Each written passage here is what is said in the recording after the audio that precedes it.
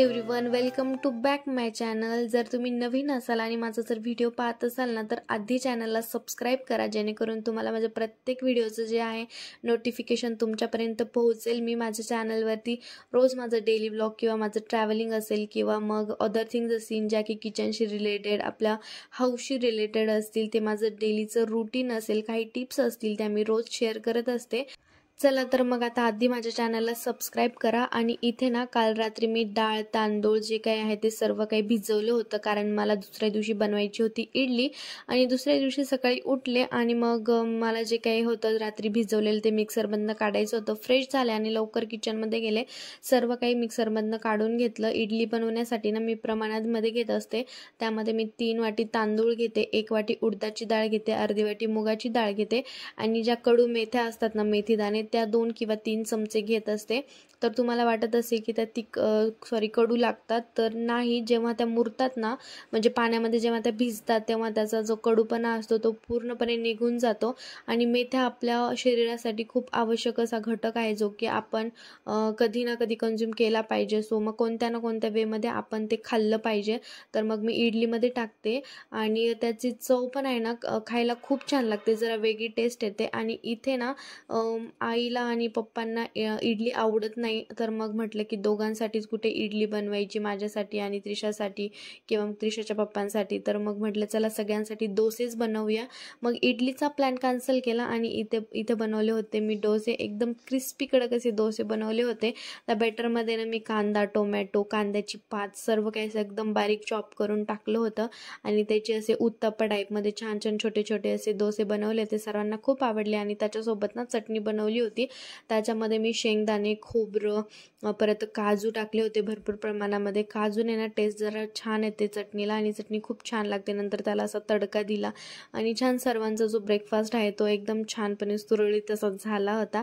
आणि इकडे ना पिल्लूला आज जायचं होतं दुकानामध्ये, आई घेऊन जाणार होत्या, म्हणजे आमच्या शॉपवरती जाणार होत्या, कारण मला आहे ना आज थोडंसं काम होतं किचनमध्ये। मला भरपूर गोष्टी ज्या आहेत ते किचनमध्ये चेंजेस करायचे होते, म्हणजे आज मी ठरवलं होतं की मला किचनमध्ये काहीतरी वेगळं करायचं आहे, कारण किचनमध्ये ना भरपूर पसारा पण झाला होता आणि काहीतरी वेगळा लुक आणायचा होता मला किचनसाठी। त्यामुळे मग मी आईला म्हटलं की आई, आजच्या दिवस तुम्ही याला शॉपवरती घेऊन जा आणि कमीत कमी 3 तास तरी त्याला घरी आणू नका, कारण पिल्लू आता त्याला चांगलं समजायला लागलं, तो चांगलं खेळतो बाहेर, त्याला खेळायला पण जास्त आवडतो। सो मग आई त्याला शॉपवरती घेऊन गेल्या आणि 2-3 तास जे आहे तर ते माझे निघून गेले आणि माझं जे सर्व काही काम होतं ना तर ते मी दिवसभरामध्ये करून घेतलं। घरामध्ये एवढा पसारा पडला होता ना, त्रिशाला तिचं टिफिन वगैरे सर्व काही बनवून दिलं, सर्वांचा ब्रेकफास्ट पण झाला। त्रिशा स्कूलमध्ये पण गेली, पण त्रिशा एकदा स्कूलमध्ये गेली तर त्यानंतर माझी जी कामे आहेत ती मी करून घेत असते।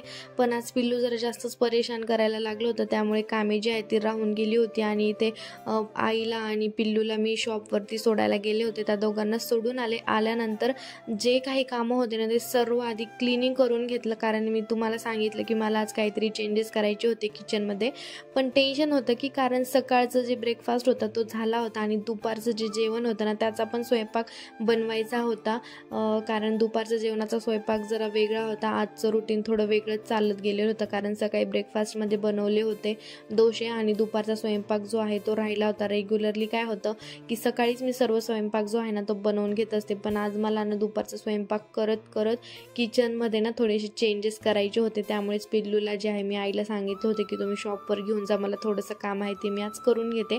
आणि आज काहीही झालं ना, मला आज ते करायचंच होतं, मी ठरवलंच होतं की किचनमध्ये काहीतरी वेगळं करायचं आहे आणि मी इथे केलं होतं ते।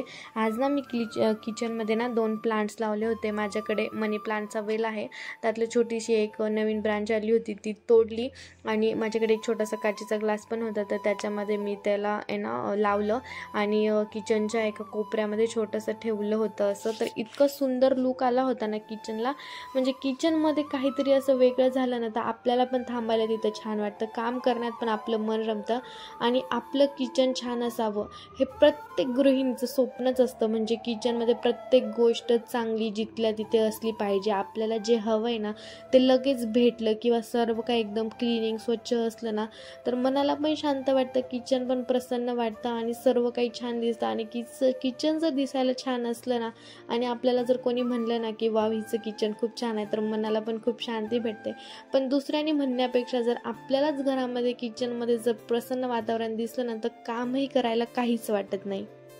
आणि आता ना मी एक जे झाड होतं ते छोटंसं प्लांट लावलं पण होतं आणि इकडे लगेच मी कुकर लावून घेतलं आणि कुकर होते तोवर म्हटलं चला की पीठ पण मळून घ्यावं. तर एक साईडला पीठ पण आहे जे ते मळून ठेवलं आणि त्यानंतर मला अजून एक गोष्ट करायची होती ती म्हणजे ही बॉटल जी की मी 10-15 दिवसापूर्वी खूप आशेने मागवली होती की मला किचनमध्ये ही लागतीच आहे म्हणून मागवली आणि पार्सल आलं आणि ते तसंच साईडला पडून गेलं. आज ठेवल उद्या ठेवल उद्या करत करत झाले 15 दिवस. पण आज ठरवलं होतं की नाही याचं काहीतरी करायचंच आहे, याचा सोक्षमोक्ष लावायचाच आहे.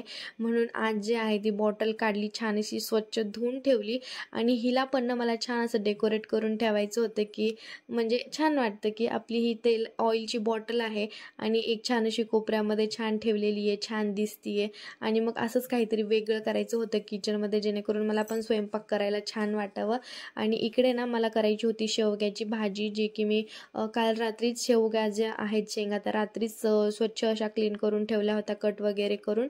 आणि मला त्याचं ॲक्च्युली बनवायचं होतं सांबर, पण तुम्हाला मगच सांगितलं की माझा इडलीचा प्लॅन कॅन्सल झाला आणि मी बनवले डोसे. तर मग इथे पण भाजीचं मग जे शेवगा होता त्याचा मग मी भाजीचा प्लॅन बनवला आणि आज दुपारच्या जेवणामध्ये शेवगाची भाजी बनवली.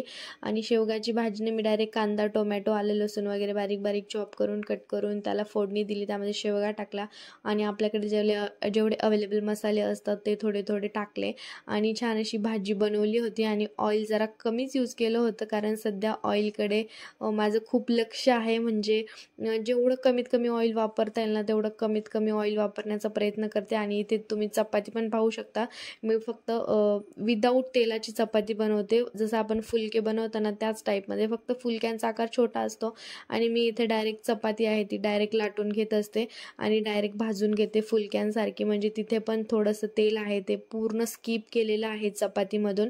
आणि इथे ना ऑइलची बॉटल जी आहे ना तर ती मला छान अशी डेकोरेट करून ठेवायची होती. तर मग कशी ठेवावी, तर माझ्याकडे ना एक प्लास्टिकचं बरणी होती आणि त्याचं झाकण जे आहे ते म्हणजे ती बरणी पण काही कामाची नव्हती. तर म्हटलं चला आपण ते वरचं झाकण जे आहे त्याचाच काहीतरी यूज करावा. मग त्याला हा फॉईल पेपर जो होता तो फॉईल पेपरने त्याला पूर्ण असं रॅप केलं कारण मला तो ब्लॅक नव्हता हवा, म्हणजे जे झाकण आहे ना ते मला ब्लॅक नको होतं, त्याचा काहीतरी वेगळा कलर पाहिजे होता. त्यामुळे मग मी ते फॉईल पेपर लावून त्याचा कलर जो आहे तो चेंज करण्याचा प्रयत्न केला कारण जिथे मला ठेवायचं होतं त्या फरशीचा कलर पण ब्लॅक होता. तर ब्लॅकवर ब्लॅक हे कॉम्बिनेशन छान दिसणार नाही, त्यामुळे मग मी फॉईल पेपरने त्याला सिल्वर कलरचं करून टाकलं आणि त्यानंतर त्यामध्ये ऑइल टाकलं. आणि तुम्ही पाहू शकतात की इथे ना एवढा सुंदर लुक आला होता ना खरंच. किचनला एक साईडला ऑइलची बॉटल, एका कोपऱ्यामध्ये एक छोटंसं प्लांट आहे, तिथे खिडकीमध्ये एक प्लांट आहे. थोडंसं किचनला असं छान डेकोरेट केलं ना की किचनमध्ये काम करायला पण मन कसं प्रसन्न वाटतं. आणि माझं ना खरंच सांगते, माझं सर्वात फेवरेट काम घरातलं म्हणलं ना तर ते म्हणजे किचनमध्ये स्वयंपाक करणं, वेगवेगळ्या रेसिपीज करणं मला खूप आवडतं. तसं खायला पण खूप आवडतं पण. आणि त्यामध्ये जर किचन जर आपलं एवढं सुंदर डेकोरेटेड असेल ना तर मग कोणतीच गोष्ट करायला कंटाळा पण येत नाही. आणि चला तर आता व्लॉग मी आता इथेच एंड करणार आहे आणि आता मला खूप भूक लागली, माझा स्वयंपाक पण झालेला आहे, मी आता जेवण करते. आणि चला तर नवीन असाल तर प्लीज चॅनलला सबस्क्राईब करायला विसरू नका. भेटूया अशाच एका नेक्स्ट व्लॉगमध्ये, तोपर्यंत बाय.